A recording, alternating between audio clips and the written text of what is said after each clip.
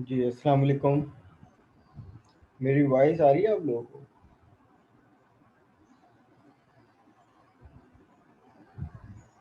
Acknowledge कर दीजिएगा please, voice आ रही है तो। आज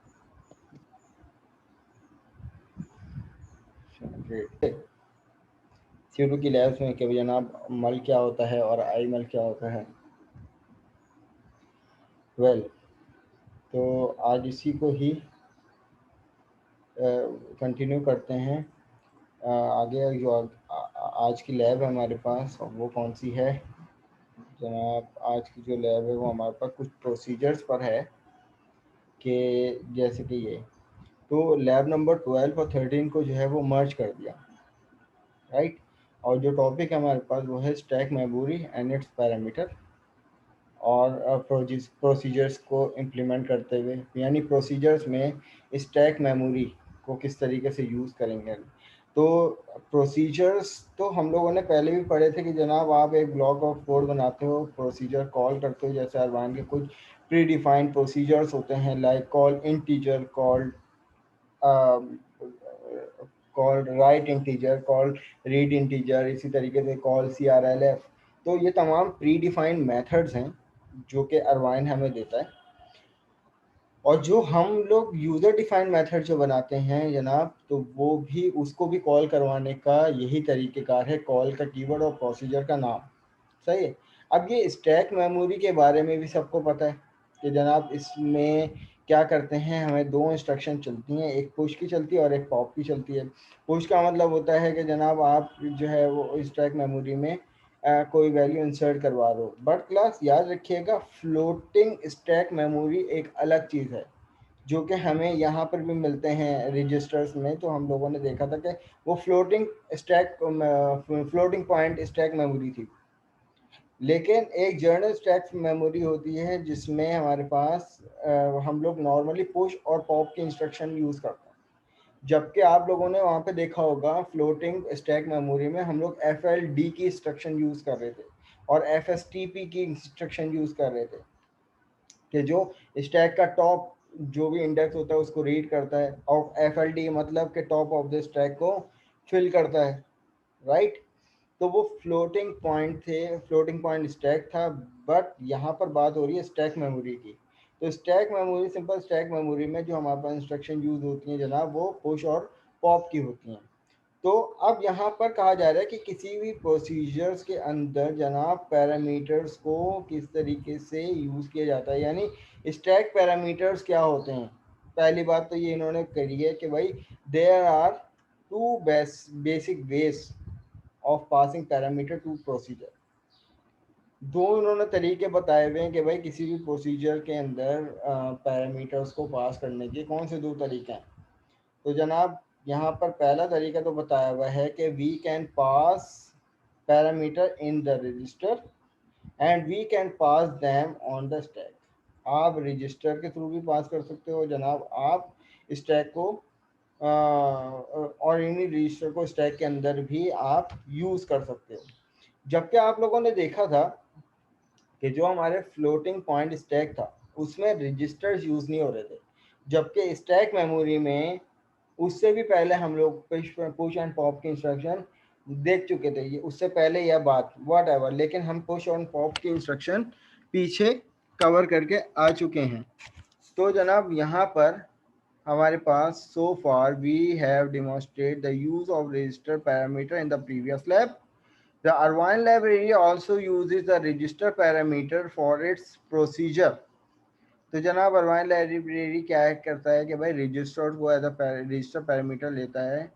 प्रोसीजर यानी प्रोसीजर के अंदर रजिस्टर्स को एज अ पैरामीटर भी यूज कर सकता है। Register parameter are optimize for the program execution speed.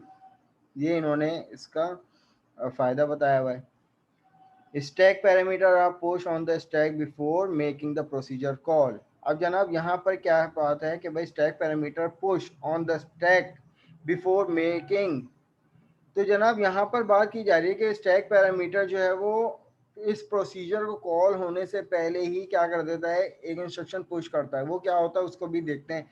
The call procedure will have to locate its parameter on the stack. और फिर जब कॉल प्रोसीजर जब होता है तो फिर क्या करता है कि वो पैरामीटर को लोकेट करता है स्टैक के अंदर। किस तरीके से करता है उसको भी देख लेते हैं। कंसीडर, अब यहाँ पर इन्होंने एक एग्जांपल ली हुई ये वाली, सही है, इसको हम लोग अभी इम्प्लीमेंट करते हैं। The consider the sum of procedures. Class देखो, प्रोसीजर्स पे आने से पहले मैं आप लोगों को एक डायग्रामेटिकल थ्रू थोड़ा ब्रीफ देना चाहूँगा कि सब रूटीन क्या होती है। सब रूटीन वो होता है किसी भी प्रोग्राम के डिफरेंट डिफरेंट फंक्शंस। सही है, हम लोग प्रोग्रामिंग फंडामेंटल में भी मेथड ऑफ फंक्शन जब करवा रहे होते हैं तो वो सब रूटीन्स का नाम ले रहे होते हैं। किसी भी एक मॉड्यूल की बात कर लो तो उसमें डिफरेंट फंक्शनलिटी को हम लोग क्या कहते हैं, सब रूटीन कहते हैं कि जनाब। या पूरे ओवरऑल एक एप्लीकेशन की बात कर लो तो उसमें डिफरेंट डिफरेंट मॉड्यूल्स क्या हो जाते हैं, उसके सब रूटीन हो जाते हैं। या अगर सिंगल मॉड्यूल की बात करो तो उसकी डिफरेंट फंक्शनलिटी उसकी सब रूटीन हो जाती है। तो यहाँ पर मेन प्रोग्राम की बात की गई है और उसके अंदर कॉल सब रूटीन ए एक मेथड बनाया हुआ है। अब जनाब यहाँ पर मेन प्रोग्राम है, मेन प्रोग्राम के अंदर सब रूटीन ए, कॉल सब रूटीन ए, कॉल का मतलब कॉल प्रोसीजर ए। तो हम लोग जो मेथड जो कॉल करते हैं तो कॉल का कीवर्ड लिखते हैं, देन उसके बाद मेथड का नाम आता है। तो यहाँ पे मेथड सब रूटीन का मतलब लिया हुआ इन्होंने प्रोसीजर, ए के नाम से प्रोसीजर है। अब उसके बाद जनाब प्रोसीजर जब कॉल होता है, सही है, तो वो कहाँ जाता है, वो प्रोसीजर की बॉडी में जाता है। जैसे कि आप लोगों को पता होगा कि जनाब जब मेन के फंक्शन में हम लोग किसी भी दूसरे मेथड को कॉल करते हैं तो सबसे पहले मेन उस मेथड को रीड करता है और फिर उसकी बॉडी में जाता है कि कहाँ वो मेथड बना हुआ और उसमें क्या लॉजिक है, राइट। तो यहाँ पर देखिए कि सब रूटीन जब कॉल हुआ तो ये वाला एरो हमें लेके गया कहाँ पर, सब रूटीन ए में, राइट। और उसकी इंस्ट्रक्शन जो है वो रीड की, whatever as per requirement, जो भी इसकी इंस्ट्रक्शन थी एक्स वाई जेड। देन उसके बाद आप लोगों ने देखा होगा प्रीवियसली जब हम लोग प्रोसीजर्स पढ़ रहे थे तो वहां पर रेड का एक कीवर्ड लिखते थे हम लोग एंड में ना, जब मेथड हमारा क्लोज हो जाता तो रेड का मतलब होता है रिटर्न। जब भी मेथड रिटर्न होता है ना तो वो कहाँ जाता है, वो याद रखिएगा, जब आपका मेथड कॉल हुआ ना उसकी अगली जो इंस्ट्रक्शन है रिटर्न का कीवर्ड उसकी नेक्स्ट इंस्ट्रक्शन पे आपको ले जाएगा। अब यहाँ पे देखिए कि जो हमारे पास पहला मेथड कॉल हुआ, मेथड के बॉडी में आया, उसने पूरा कोड एग्जीक्यूट किया, एंड में जब उसको रिटर्न मिला तो इस रिटर्न ने कहाँ ले गया, मेथड की अगली इंस्ट्रक्शन में ले गया इसको। अब फॉर सपोज ये मेथड में हम करवा रहे थे मल्टीप्लिकेशन, जो अभी हम करवाएंगे, दो एक मेथड में दो नंबरों को आपस में मल्टीप्लाई करवा के किस तरीके से रिटर्न करवाएंगे। तो जनाब यहाँ पर मेथड मेरा चलेगा और मेथड के अंदर मल्टीप्लिकेशन होगी। मल्टीप्लिकेशन के बाद अब मुझे क्योंकि अगर प्रिंट करवाना होगा नंबर, अगर मुझे प्रिंट करवाना होगा तो मैं यकीनन ई ए एक्स को यूज करूंगा। और ई ए एक्स को यूज करूंगा क्यों जनाब, जब मल्टीप्लाई की इंस्ट्रक्शन होती है तो उसमें एक मिनट मैसेज पढ़ लेते हैं। अस्सलाम वालेकुम सर, आप अटेंडेंस एंड में लगाएंगे ना जनाब, at the end of the class. Umar Khan, ठीक है, कहीं जान,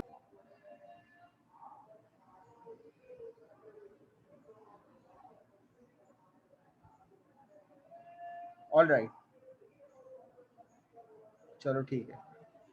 अच्छा जनाब, सब क्या बात कर रहा था कि जनाब आप, हम यहाँ पर क्या करेंगे कि भाई दो नंबर को यूजर से इनपुट ले लिया, देन उसके बाद जब हम इस मेथड में मल्टीप्लिकेशन करवाएंगे तो मल्टीप्लिकेशन के लिए जनाब क्या रिक्वायर्ड होता है, बल्कि रिक्वायर्ड क्या होता है, फिक्स होता है पहले से कि जनाब उसका डेस्टिनेशन ये एक्स फिक्स होता है। अब आप अगर कोई और वैल्यू को मल्टीप्लाई करवाओगे तो ई एक्स रजिस्टर तो होगा ही।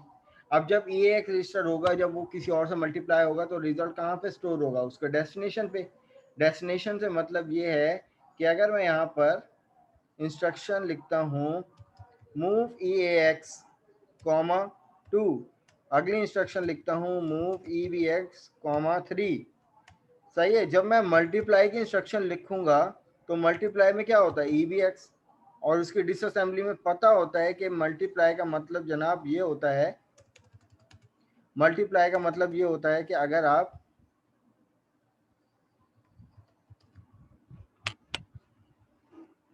ये क्या हुआ, मेरा कीबोर्ड हैंग हो गया। ऑलराइट, नहीं सही है। ओके, मल्टीप्लाई में क्या होता है कि जनाब ई ए एक्स पहले से पता होता है, E A X which is equal to E A X multiply by E B X, कुछ ऐसी इंस्ट्रक्शन होती है ना, और फिर रिजल्ट कहाँ पे स्टोर होता है, इसमें होता है। तो यहाँ पर भी यही है कि भाई अगर हम लोग क्या कर रहे हैं कि किसी मेथड में के थ्रू मल्टीप्लिकेशन करवा रहे हैं, ठीक है, तो मल्टीप्लाई की इंस्ट्रक्शन इधर देंगे और मल्टीप्लाई होने के बाद हमें वैल्यू खुद ही मिल जाएगी ई ए एक्स में। और जब हम यहाँ पर रिटर्न का कीवर्ड लगाएंगे तो रिटर्न क्या करेगा, मेथड कॉल कर चुका उसकी नेक्स्ट इंस्ट्रक्शन पे चले जाएगा। तो हम यहाँ पे सीधा सीधा कह सकते हैं कि भाई कॉल राइट इंटीजर, तो क्या होगा, मल्टीप्लाई की जो वैल्यू होगी वो हमें सीधा सीधा प्रिंट करवा के दे दो। तो यहाँ पर सिर्फ ये समझाने का मकसद ये है कि जनाब जब भी मेथड कॉल होता है कि कॉल इस तरीके से होता है, जब कॉल की इंस्ट्रक्शन पे जाएगा तो जनाब स्टैक के अंदर उससे नेक्स्ट वाली इंस्ट्रक्शन जो है वो पुश हो जाती है, स्टैक के अंदर उसके नेक्स्ट वाली इंस्ट्रक्शन पुश हो जाती है। अभी ये मेथड पॉइंटर मेरा इधर ही है, अगर मैं यहाँ पर इसकी बात करूँ, ठीक है, इस इंस्ट्रक्शन की बात करूँ तो जनाब पॉइंटर मेरा इधर ही है, बट स्टैक के अंदर इसकी नेक्स्ट वाले इंस्ट्रक्शन का एड्रेस जो है वो स्टोर हो जाता है। सही है, एक स्टैक मेमोरी एक हिडन मेमोरी होती है जो कि एक स्मॉल अमाउंट ऑफ मेमोरी होती है जिसमें पुश और पॉप हम लोग करते हैं। तो फिर जब रिटर्न का कीवर्ड आता है ना, तो रिटर्न क्या करता है कि उस जो इससे नेक्स्ट वाली इंस्ट्रक्शन जो स्टैक में पुश हुई भी होती है ना, उसको पॉप करता है और उस इंस्ट्रक्शन पे ले जाता है। सही है ना, तो ये इसके पीछे काम चल रहा होता है। फिर इसी तरीके से कंटिन्यू चलते गया मेन सेक्शन, फिर उसके बाद दोबारा से मेथड चला। अब दोबारा से जब ये मेथड चला तो जनाब दोबारा से इस मेथड की फर्स्ट इंस्ट्रक्शन पे आया।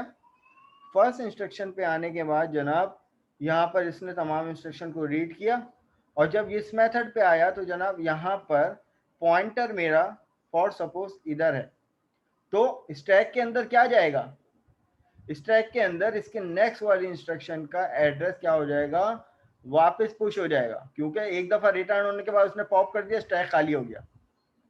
फिर क्या हुआ, वापस इस इंस्ट्रक्शन के बाद क्या हुआ कि अगली जो इंस्ट्रक्शन है ना, प्रोसीजर के बाद वाली जो इंस्ट्रक्शन है, कॉल के बाद वाली, तो उसका एड्रेस जो है वो स्टैक में पुश हो गया। ठीक है, अब यहाँ पर इन्होंने एक एग्जाम्पल डिमॉन्स्ट्रेट की है कि एक कंसीडर कर लिया एक मेथड सम ऑफ के नाम से। सही है, प्रोसीजर का नाम है define in the previous lab, now redefine it and call it differently passing parameter on the stack rather than the register as shown below।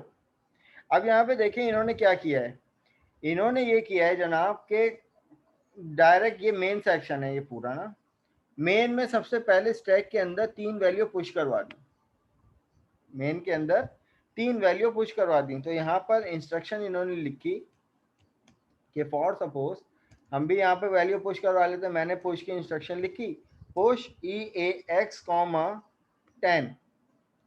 सही है, इसी तरीके से एक और इंस्ट्रक्शन लिखी push E A x comma 20। ठीक है, इसी तरीके से एक और इंस्ट्रक्शन लिख दी push E A x comma 30। अब इस इंस्ट्रक्शन को देखकर क्या होगा कि जब जनाब ये वाली इंस्ट्रक्शन चलेगी तो स्टैक में क्या होता है, लास्ट इन फर्स्ट आउट, तो सबसे पहले ये वाली इंस्ट्रक्शन पुश होगी, उसके बाद जब ये वाली इंस्ट्रक्शन पुश होगी तो पहली वाली इंस्ट्रक्शन क्या हो जाएगी, आगे बढ़ जाएगी और लास्ट इंस्ट्रक्शन टॉप पे फुल हो जाएगी। फिर जब इसके बाद दोबारा पुश की इंस्ट्रक्शन है तो जनाब ये वाली आगे बढ़ जाएगी और ये वाली top of the stack push हो जाएगी। ऐसा ही होगा ना। तो अब जनाब यहाँ पर ये 3 वैल्यू हमने यहाँ पर पुश करवा दी, इन्होंने भी यहाँ पर पुश करवा दी। अब इन्होंने कहा एक मेथड बनाया हुआ है कॉल सम ऑफ के नाम से। सही है, कॉल सम ऑफ के नाम से एक मेथड बनाया हुआ है इन्होंने। तो यहाँ पर हम भी एक मेथड कॉल करवा लेते हैं, इस मेथड को नाम दे देंगे सम ऑफ। हमने भी यहाँ पर सम ऑफ का मेथड कॉल करवाया, लेकिन कॉल मेथड अभी तो बना ही नहीं है। तो अब यहाँ पे इन्होंने क्या किया कि ये तो कॉल करवा रहे हैं, उसके बाद स्पेसिंग करके इन्होंने यहाँ पर क्या किया कि जनाब सम ऑफ प्रॉक के नाम से मेथड बनाया कि तो हमने यहाँ पर सम ऑफ प्रॉक का कीवर्ड फिक्स है। अब उसके बाद यहाँ पर इंस्ट्रक्शन इन्होंने पहले इंस्ट्रक्शन क्या दिए, अब इस चीज को समझना है। EAX के अंदर मूव करवा दिया, EAX के अंदर ये क्या चीज है हमें नहीं पता। ESP क्या होता है जनाब, ये हमारे पास स्टैक पॉइंटर होता है, ठीक है, स्टैक पॉइंटर होता है जिसका काम क्या होता है कि स्टैक के एड्रेस को एक्सेस करना यानी रीड करना। अब फॉर एग्जांपल एरे की अगर हम लोग मिसाल लेते हैं तो एरे क्या होता है कि फॉर सपोज 1 2 3 4 5 6 का एक एरे बना दिया। अब मुझे उस एरे के अंदर अगर मैं यहाँ पर इसकी बात करूं,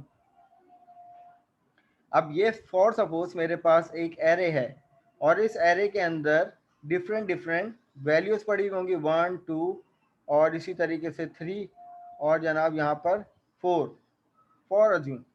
तो यहाँ पर फॉर सपोज 1 वैल्यू पड़ी हुई है, यहाँ पर 2 वैल्यू पड़ी हुई है, यहाँ पर 3 वैल्यू पड़ी हुई है, यहाँ पर 4 वैल्यू पड़ी हुई है, यहाँ पर 5 वैल्यू पड़ी हुई है। अब जनाब यहाँ पर देखिएगा, नोटिस कीजिएगा कि जनाब रजिस्टर कौन सा यूज हो रहा है, EAX। और EAX रजिस्टर के बारे में हमें पता है जनाब कितने बाइट का होता है, 4 बाइट का होता है, सही है। और 1 बाइट कितने के बराबर होती है, 8 बिट। 1 बाइट 8 बिट के बराबर होता है। तो अगर मैं यहाँ पर 8 बिट को 4 से मल्टीप्लाई करूं तो जनाब ये 32 बिट हो जाएगा, ठीक है। और EAX रजिस्टर कितना होता है, 32 बिट होता है। तो अब यहाँ पर इन्होंने जो इंस्ट्रक्शन लिखी है कि जनाब मूव कर दो EAX के अंदर ESP+4 का क्या मतलब है कि अब रजिस्टर जो है वो 32 बिट का यूज हो रहा है तो उसके अंदर वैल्यू जो है जनाब वो 4 बाइट की है। और उस 4 बाइट की वैल्यू को क्योंकि स्टैक, अब स्टैक जो है वो रजिस्टर के हिसाब से बन गया ना। स्टैक जो होता है वो बेसिकली हमारे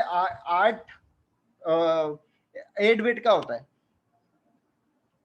सही। अब उसमें वैल्यू पड़ी हुई है 32 बिट की।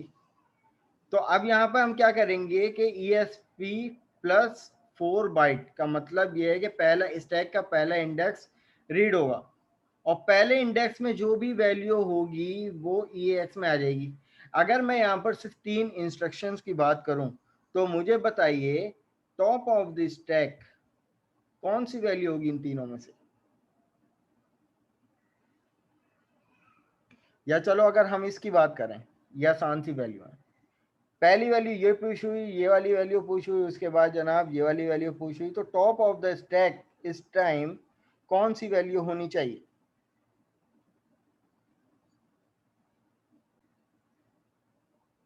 30, बिल्कुल सही है, ऐसा ही होना चाहिए। तो अब यहाँ पर इन्होंने इंस्ट्रक्शन लिखी, मूव EAX में मूव करवा दो स्टैक की ESP स्टैक पॉइंटर +4। इसका क्या मतलब है कि जनाब जो भी टॉप ऑफ द स्टैक होगी वैल्यू वो उठ के EAX में आ जाएगी। फिर अगली इंस्ट्रक्शन क्या दी है कि जनाब ऐड करवा दो EAX में ESP+8। अब 8 का क्या मतलब, it is the second index of this stack pointer. तो अब यहाँ पर मुझे बताइए कि पहली वैल्यू तो आपने बता दी 30, तो दूसरी वैल्यू कौन सी होनी चाहिए, ये वाली। फिर तीसरी वैल्यू कौन सी होनी चाहिए, ये वाली।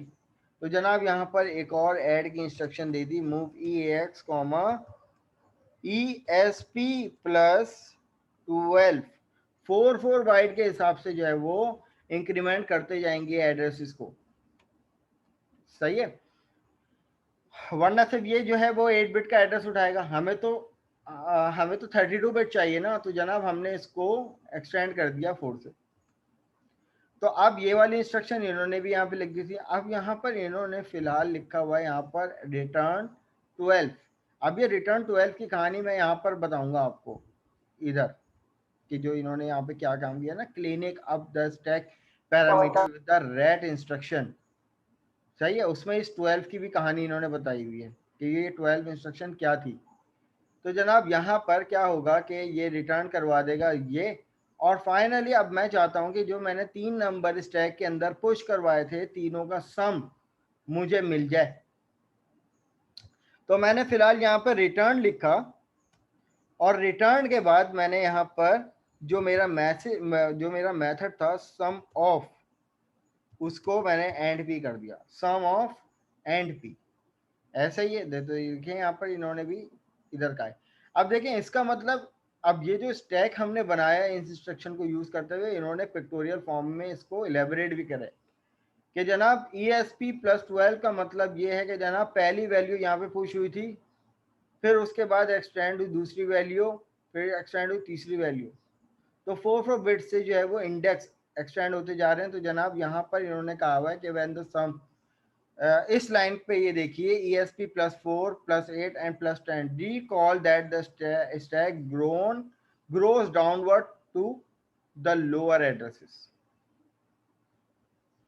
सही है, जो ग्रो अप होती जाएगी वैल्यू, और इसी तरीके से वैल्यू जो है वो डाउनवर्ड जाती जाएगी जैसी वैल्यू ग्रो अप होती जाएगी। जैसे कि पहले 4 थी, 4 यहाँ पे थी, उसके बाद जब वैल्यू बढ़ी 8 पे आई, तो पहली वाली वैल्यू डाउनवर्ड गई और अपर वैल्यू क्या हुई, ग्रो हुई, 8 आ गई। फिर 8 के बाद जब 12 हुई तो ग्रो अप वैल्यू हुई, और वैल्यू जो है वो लास्ट वैल्यू जो है वो डाउनवर्ड चले गए लोअर एड्रेस में। ESP क्या है, रिटर्न दी एड्रेस। इस ESP के बारे में इन्होंने बताया हुआ है कि जनाब ये क्या करता है, एड्रेसेस रिटर्न करता है कि अब जो स्टैक के अंदर इस एड्रेस पर जो भी वैल्यू थी वो उठकर EAX में आ जाएगी। तो हमें यहाँ पे साफ जाहिर है कि ESP में ESP इस एड्रेस पर कौन सी वैल्यू थी, ये वाली थी। तो अगर हम इसके अकॉर्डिंग चलें तो हमारा जो कुछ स्टैक है वो कुछ इस तरह का बना है, ठीक है। और इसके अंदर हम कुछ सेक्शंस बना लेते हैं। पहला सेक्शन ये बन गया जनाब, दूसरा सेक्शन ये बन गया हमारे पास, तीसरा सेक्शन हमारे पास ये बन गया। तो अब यहाँ पर ESP प्लस 12 में कौन सी वैल्यू है, ESP प्लस 8 में कौन सी वैल्यू है, ESP प्लस 4 में कौन सी वैल्यू है, तो ये आप लोग जल्दी से मुझे बताएं। तो यहाँ पर मैं इसको लिख देता हूँ, ESP प्लस 12 के अंदर कौन सी वैल्यू है। इसी तरीके से यहाँ पर ESP प्लस 8 के अंदर कौन सी वैल्यू है। इसी तरीके से यहाँ पर ESP प्लस 4 के अंदर कौन सी वैल्यू है। तो यहाँ पर हम बता सकते हैं कि जनाब ESP प्लस 12 के अंदर कौन सी वैल्यू होनी चाहिए, 30। इसके अंदर कौन सी वैल्यू होनी चाहिए, 20। और इसके अंदर कौन सी वैल्यू होनी चाहिए जनाब, 10। राइट, तो यहाँ पर लिख देते हैं ESP रिटर्न दी एड्रेसेस। तो अब यहाँ पर इस इंस्ट्रक्शन के अकॉर्डिंग तो हम पहले यहाँ पर मूव कर, अब जनाब देखो, अब पहली वैल्यू आएगी, फिर दूसरी वैल्यू के साथ ऐड हो जाएगी, फिर तीसरी वैल्यू के साथ ऐड हो जाएगी, यहाँ तक क्या होगा कि तीनों नंबरों का सम हो जाएगा। अब जब रिटर्न मुझे कहाँ पे लेके जाएगा, इसके बाद वाली इंस्ट्रक्शन पे, और मैं चाहता हूँ कि the sum of all elements मेरे पास प्रिंट हो जाए। तो मैं यहाँ पर सीधा लिखूंगा कॉल राइट इंटीजर। तो अब मुझे बताइए कि आउटपुट क्या एक्सपेक्ट करते हैं आप लोग, 10 plus 20 30, 30 plus 30 which is equal to 60। तो यहाँ पे पहले बिल्ड कर लेते हैं, देख लेते हैं कि कोई गलती तो नहीं की हमने। ये गलती कर दी, कहाँ कर दी, सॉरी, ये वाली इंस्ट्रक्शन ऐसी नहीं है, ये वाली इंस्ट्रक्शन हम इस तरह लिख सकते हैं, या आप डायरेक्ट पुश करवा दो वैल्यू, या आप सही तरीका तो ये है कि मूव, उसके बाद ये वाली इंस्ट्रक्शन लिखो, फिर आप फिर यहाँ पे लिख दो मूव पुश EAX, फिर उसके बाद मूव यहाँ पर लिख दो 20 और जनाब पुश के बाद आप यहाँ पर लिख दो EAX। फिर उसके बाद यहाँ पर move EAX which is equal to 30 और यहाँ पर पुश EAX। अब यहाँ पे बिल्ड कर लेते हैं, चेक कर लेते हैं कोई एरर तो नहीं है। नहीं भाई, कोई एरर नहीं है, ठीक है ना। तो अब यहाँ पर चेक कर लेते हैं पहले कि हमारे पास आउटपुट किस तरह आएगा। पहली इंस्ट्रक्शन मूव EAX के अंदर 10 पुश हो गया, 10 हमारे पास रजिस्टर में आ गया और जनाब हमारे पास ये स्टैक में पुश हो गया। कीप इन माइंड, आप जो यहाँ पर ये वाले जो हमें रजिस्टर मिल रहे होते हैं ना, ये फ्लोटिंग पॉइंट स्टैक है, इसको स्टैक मत समझ लेना भाई आप लोग। स्टैक मेमोरी एक हिडन मेमोरी है जो कि बैक एंड पे क्रिएट हो रही है। अब पुश EAX के अंदर 10 पुश हो चुका है, सही है, यानी टॉप ऑफ द स्टैक क्या आ गई वैल्यू, यानी यहाँ पर क्या आ गई वैल्यू 10। अब उसके बाद अगली इंस्ट्रक्शन क्या है, EAX के अंदर 20 पुश होने जा रहा है। मूव हो गया और ये पुश हो गया। पुश हो गया इसका मतलब ये है कि जनाब अब 10 इधर आ गया, 20 इधर आ गया, सही है भाई। फिर उसके बाद EAX में 30 प्रिंट करवाया और उसको पुश करवा दिया, तो अब इसका मतलब स्टैक मेरा ये वाला हो गया। अब टॉप ऑफ द स्टैक क्या वैल्यू है, ये है, ये वाली वैल्यू ये है, ये वाली वैल्यू ये है। तो अब मुझे बताइए, अब मेथड कॉल होगा, मेथड कॉल होगा। मेथड कॉल होने के बाद ये जब ये वाली इंस्ट्रक्शन आएगी तो बताइए EAX के अंदर इस एड्रेस पर कौन सी वैल्यू पुश होनी चाहिए, 10, 20 या 30।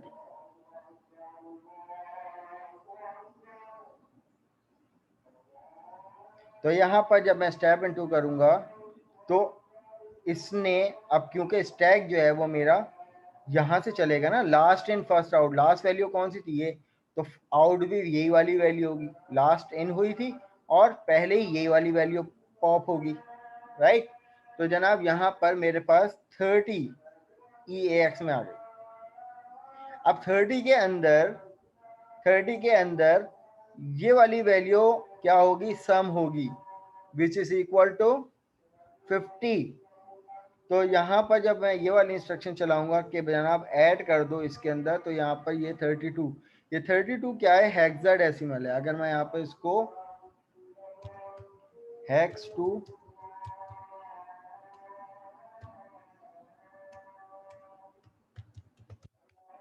डेसिमल करूं तो कोई भी कन्वर्टर हम यहाँ पे यूज कर लेते हैं।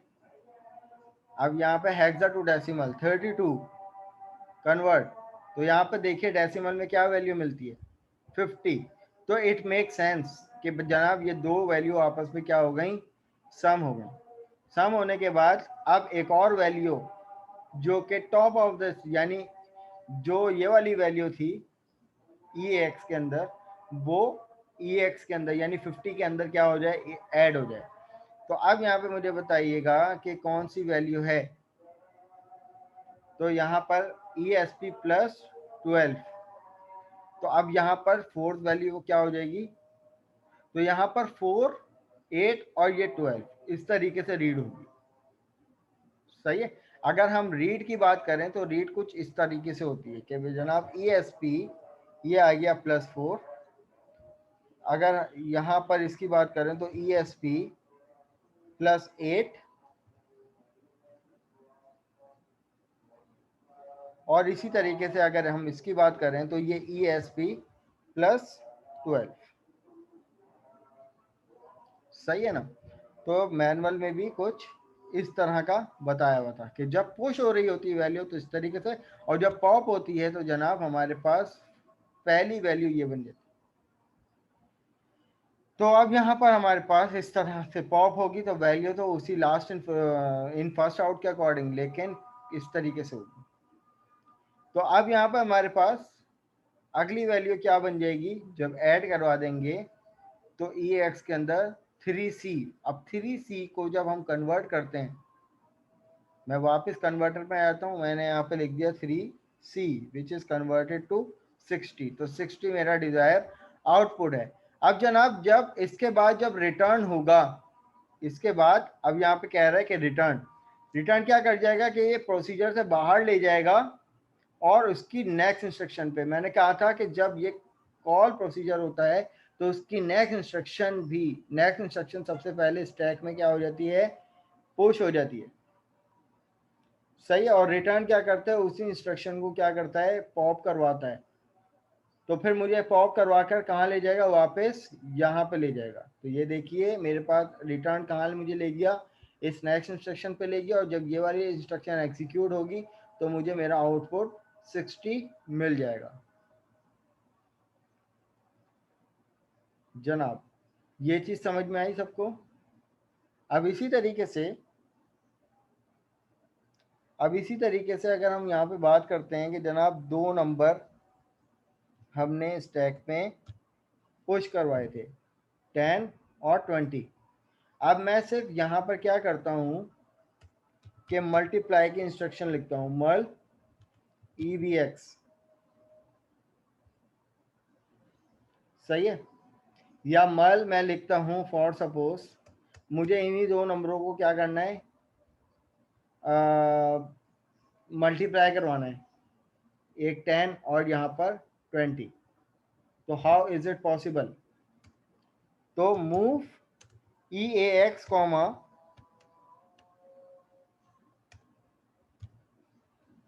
यहाँ पे क्या आ जाएगा, ESP +4, ठीक है ना। और उसके बाद मूव EBX कॉमा ESP +8, और मैं यहाँ पे मल की इंस्ट्रक्शन लिखता हूँ EBX। तो क्या मुझे मेरा आउटपुट मिलना चाहिए, 10 20 सा कितना होगा। तो यहाँ पर इसको पहले बिल्ड करके चेक कर लेते हैं कि भाई कोई मैंने मिस्टेक तो नहीं की। सही है भाई, बिल्ड सक्सेसफुली हो गया। इसको दोबारा से रीबिल्ड कर लेते हैं। तो यहाँ पर अपने प्रोग्राम को चला के चेक कर लेते हैं। मैं यहाँ पर कॉल वेट MSG,